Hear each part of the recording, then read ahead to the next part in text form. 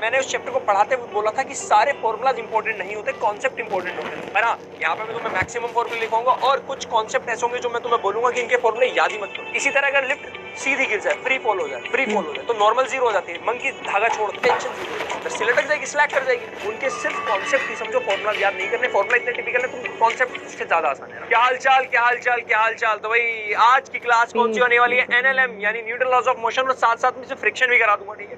तो यहाँ पे formula sheet Newton laws of motion और फ्रिक्शन की होने वाली है। ये अगर तुम देखोगे इस लेक्चर को मैंने दो पार्ट में कराया चैनल के अंदर, है ना। न्यूटन लॉज ऑफ मोशन और तुम्हारा सूडो फोर्स वाला पार्ट अलग कराया, फिर नेक्स्ट वीडियो के अंदर तुम्हारा फ्रिक्शन और सर्कुलर डायनेमिक्स कराया। तो वहां दो पार्ट में कराया चैप्टर। यहाँ मैं एक ही पार्ट में इसके सारे फॉर्मुलाज तुम्हें लिखवा दूंगा। और मैंने उस चैप्टर को पढ़ाते हुए बोला था कि सारे फॉर्मुलाज इंपॉर्टेंट नहीं होते, कॉन्सेप्ट इंपॉर्टेंट होते हैं। तुम कितने फॉर्मुलाज याद रख लोगे? पर हाँ, यहाँ पे मैं तुम्हें मैक्सिमम फॉर्मुले लिखूंगा और कुछ कॉन्सेप्ट ऐसे होंगे जो मैं तुम्हें बोलूंगा कि इनके फॉर्मुले याद ही मत करो। उनके सिर्फ कॉन्सेप्ट ही समझो, फॉर्मुलाज याद नहीं करने। फॉर्मुला इतने टिपिकल है, तुम कॉन्सेप्ट उसके ज्यादा आसान है ना।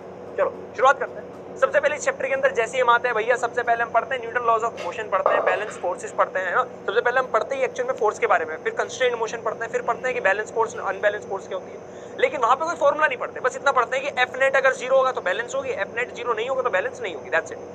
बैलेंस फोर्स में भी object can move with constant velocity, ठीक है। But in unbalance force and external forces there. External force कुछ होती है, फिर हमने इनर्शिया पढ़ा, फिर हमने जाना कि वो गैलीलियो साहब ने पहले दे दिया था। गैलीलियो साहब के लॉ ऑफ इनर्शिया, उसे नाम भी दिया गया first law of Newton laws of motion को ना।